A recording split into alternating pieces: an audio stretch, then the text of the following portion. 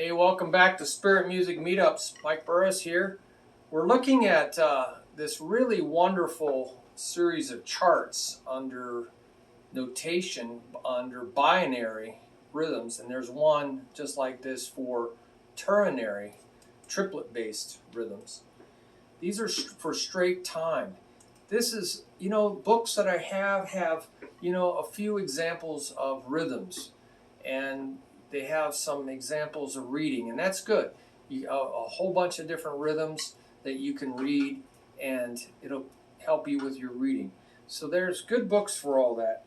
But I noticed that all the combinations that can occur in 2 counts, 3 counts, 4 counts, it's just missing. And because to notate that with notes takes a lot of space, and they're not going to do this, because print costs a lot of money. So I found a counting notation. We got to count. It's more important than just looking at notes. So I found a counting notation that doesn't take as much room up.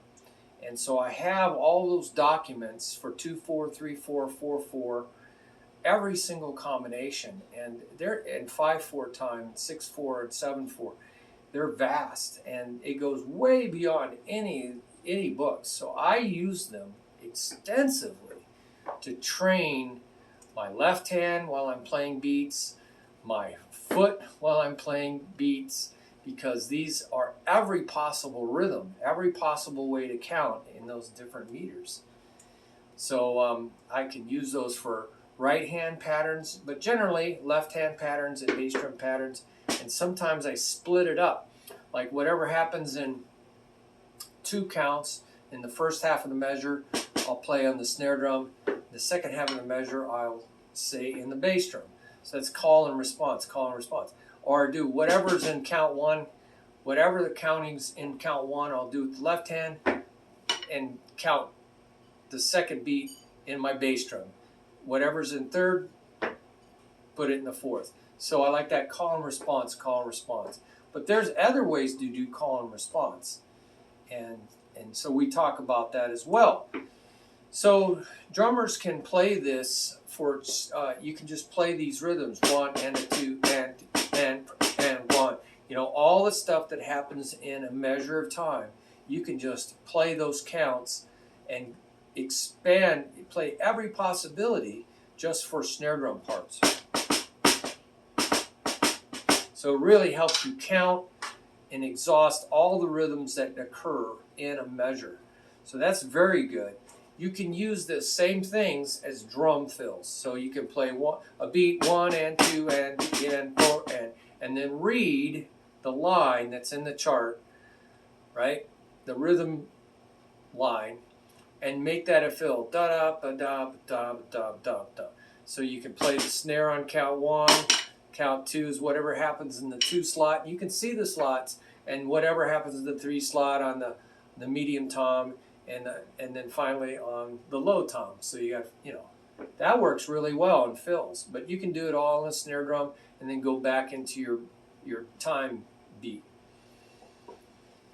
So it says drummers can play them as crashes with a bass drum underneath them, as if they were figures in like big band, or figures in drum rock and roll. So like 1 and 2 and 3 and 4. That's a figure in 8 notes inside a whole measure. And so we can go 1 and 2 and 3 and 4, 1 and 2 and 3 and 4.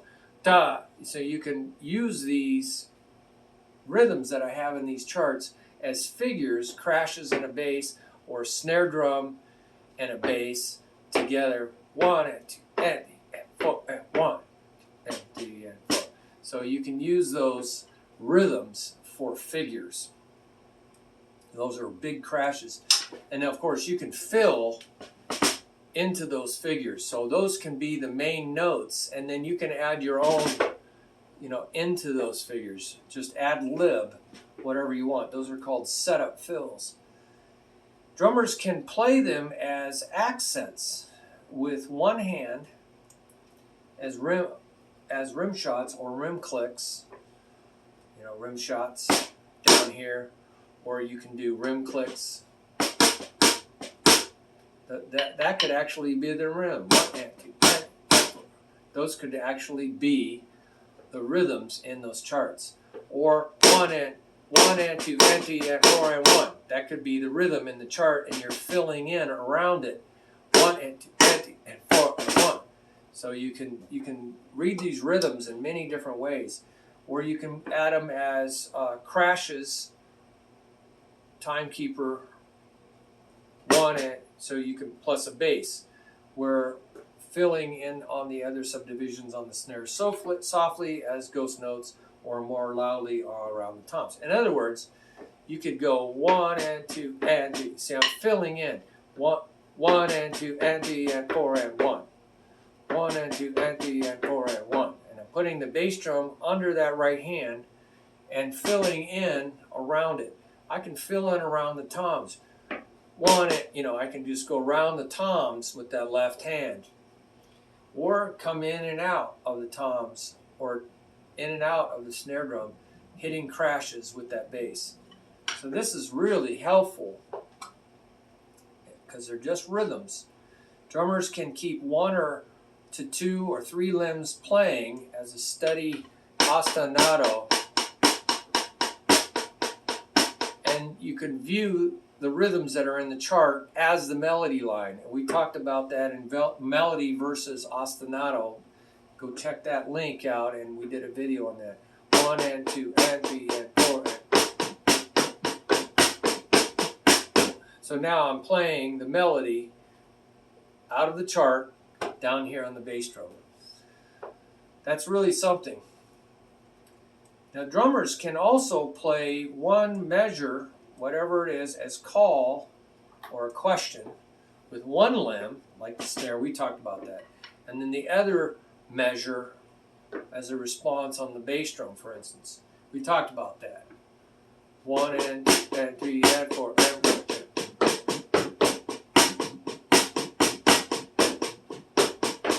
So I made the response the same as the call.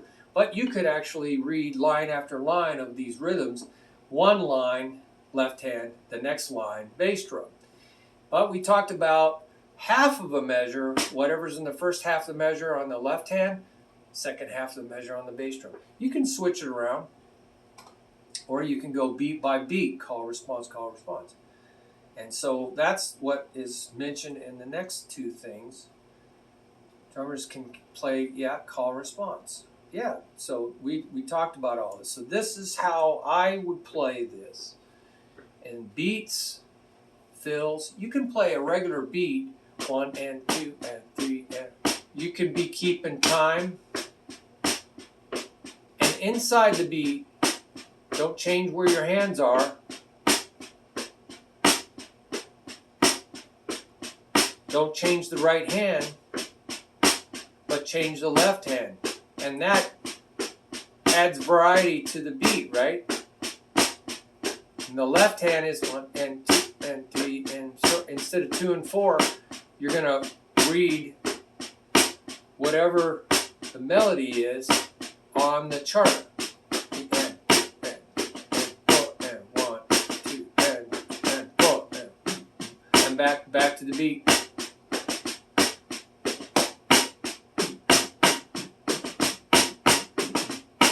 Notice in the melody line, it doesn't have accents.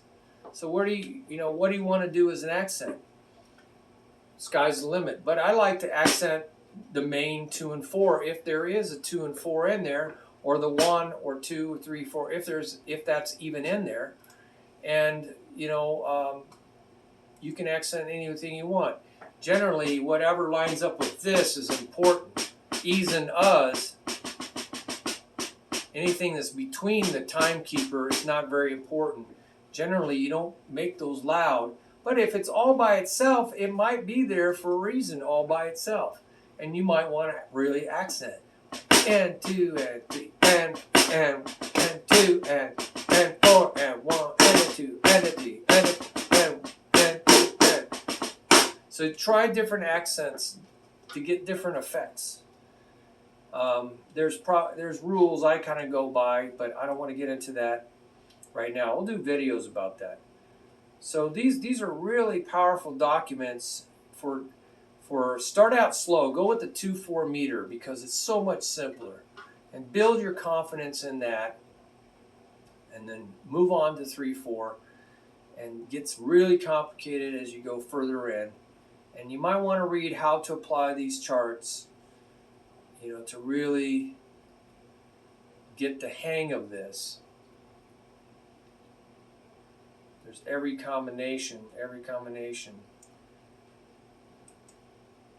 Let's see how to apply these charts. How to use, there's a document on that.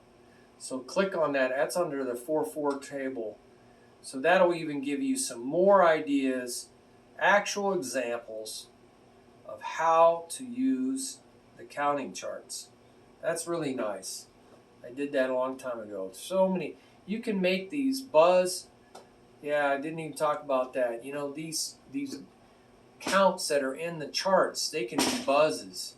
1 E and 2 and 3 and 4. So you can buzz strokes. You can turn anything. You can turn any of them into anything. 1 E, you can turn them into flams. 1 E and 2.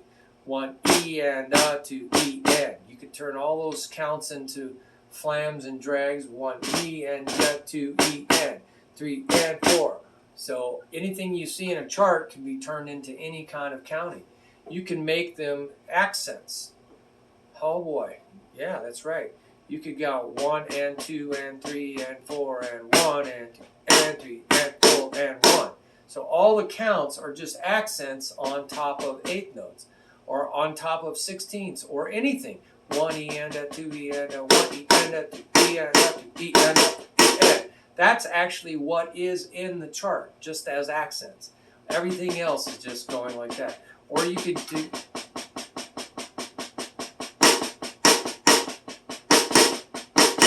That's in the chart. This is just keeping time. Or 1 E and 2 E and 2 E and 1. Now you're just keeping time with one hand, and those accents are what's in the chart.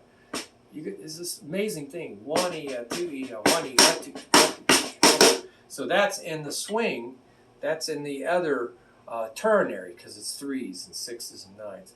So there's some really cool documents here. A quick way to create 16-note rhythms. There's other ways. I have these complicated charts that have everything, but you can make your own charts. A real quick way to make charts. So check it out. I mean, this is fantastic. It'll save you a lot of time instead of buying, I got 200 plus books. You don't need to do that. You get a few rhythms here, a few rhythms there. You can get all those in one place. It's one of the best tools I ever made. Hope to publish it someday. It would have to be really, there's a lot of charts in there. You'd probably have to just have a PDF file that they could download or something like that in a lot of cases. Some of them are simple, you can see. So give that a shot and see what you think. And put your feedback down there in the comments.